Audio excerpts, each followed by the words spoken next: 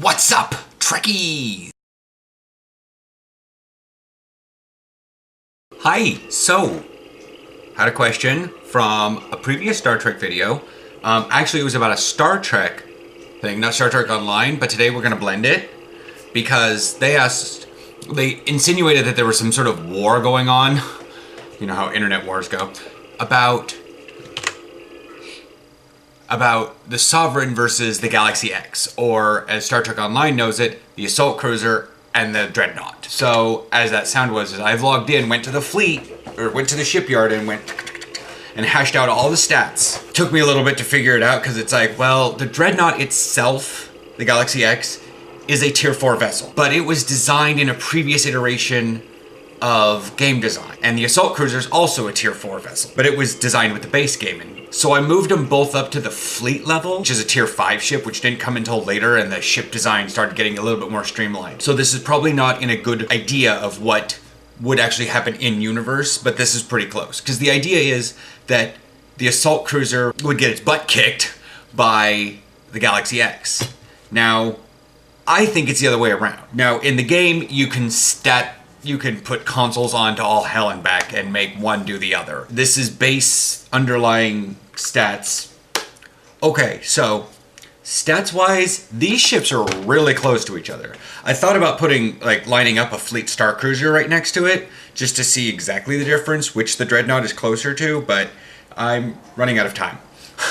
So, but these numbers, like the console setup and the bridge officer setup, are really similar. And again, this is completely different than would be in universe, because all this stuff is, you have to have game stats for something, otherwise you have too much fluidity and a lot of people. Anyways, the bridge officer setup and the Dreadnought have really similar setup, have a really similar thing, except the Assault Cruiser has a Lieutenant Universal in place of the Science Lieutenant, and so that means you can have a third engineering officer on there, or a third tactical officer on there. You don't have to have science powers. It's advisable, considering there's some really good defensive ones, like hazard emitters. Anyways, but you can completely gear the Assault Cruiser out to just pound the crap out of something. 2, 4, 5 different tactical powers on a cruiser. Yee! I know there's other cruisers out there on the Klingon side, but anyways.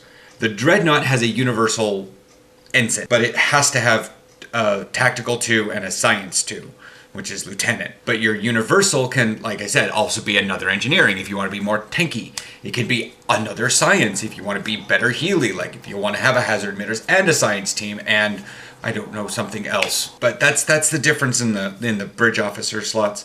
The Assault Cruiser has a little bit more pliability in terms of attacking stuff, whereas the Dreadnought can be a little bit, has to be a little bit more tanky. I mean, you could get the Assault Cruiser to be a tank beyond all freaking get out with a Commander Engineering, a Lieutenant Commander Engineering, and a Lieutenant Engineering. That's 4, 7, 9 engineering powers. 9. And with the trait for Miracle Worker, you'd be random chance on using engineering power to reset the cooldown on Miracle Worker. Here's 9 different powers.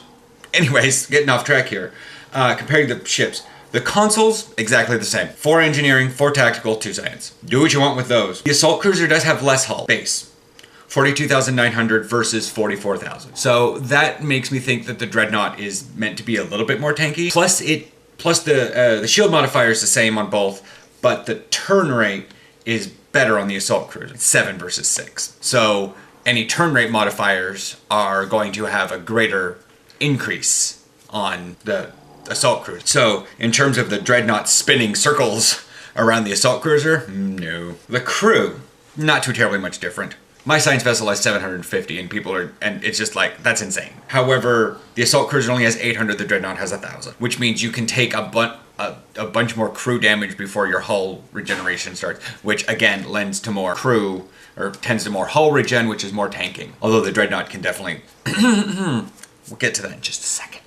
The special things, which is really where people are always wondering. So we've got the special about the Assault Cruiser, and this is the Fleet Assault Cruiser refit. Plus 10 weapon power, plus 5 shield, plus 5 aux. No, nothing to engines, which is probably a good thing.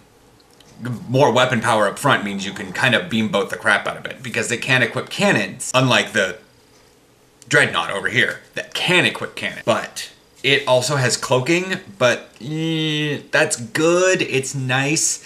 It's a good thing to come out of, but I don't think it has a battle cloak is the thing. That's just sort of like surprise attack, which can be cool, but you know, then you have to wait for the shields and yada yada. Cloaking comes with its own. It's got the spinal lance, which when you're dealing with like a boss or anything that's staying in front of you and you don't have a good turn rate, so you got something in front, because it's a really narrow thing. It's not like, you know, 180 degrees, 90 degrees, I need to check this. 45 degree targeting arc. It also has a .06 cylinder, but counts as a beam weapon. So you got all that bonus stuff that goes to beams. It can't be used on beam bridge officers, but all the 0-point energy conduit, phaser relay, because it's phaser damage, directed energy mod, distribution manifold, the Nukara particle converter, all that happy jazz. The spinal lance is really good, but like if you were one-on-one assault cruiser to the dreadnought, the assault cruiser would have to get in front, or it would have to turn to it. And I'm not sure, because I don't actually have the ship, if it has a slight charge time. But if it doesn't, I mean, it's good, but it's still a beam damage. And it's heavily modified by you. And that can hit shields pretty well. It can knock a subsystem offline, I think, because it's still phaser damage. But, you know, if you don't have much decompiler, it's not going to do much. And the assault cruiser can be... Are they evenly matched so far?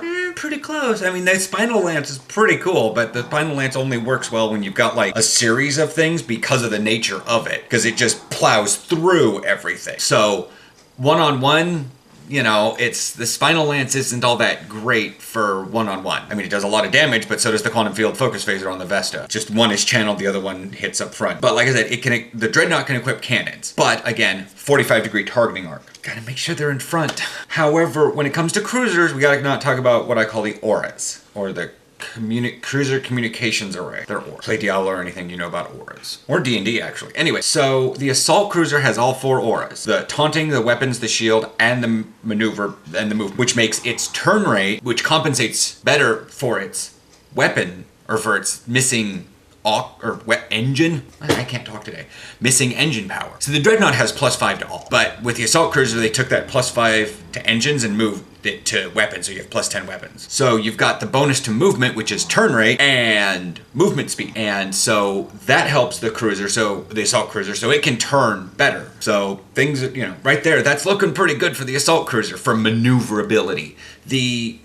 Plus the shields. Everybody loves shields. The weapons, but they both have weapons and they both have taunt, which is the attract fire. So you can stat them both like an attacker, and you can stat them both like a tank. The Dreadnought's leaning more towards a tank, whereas the assault cruiser's leaning more towards an attacker, DPSer. And then if you throw on like emergency powered weapons, then holy crap. But again, it has a lot more maneuverability in terms of what things are going. And this is pretty much the dire difference. Everything else is player controlled. These are just the stats the game makes you have. Just because you're a Dreadnought and you're kicking the crap out of an assault cruiser doesn't necessarily mean that all Dreadnoughts are going to kick the crap out of an assault cruiser.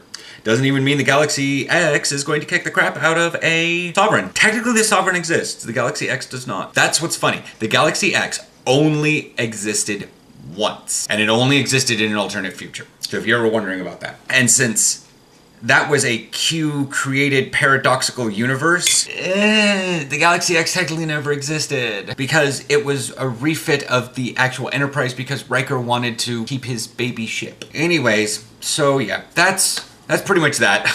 When it comes down to the time, because the Enterprise D crashed, because this was like, God, what year was All Good Thing?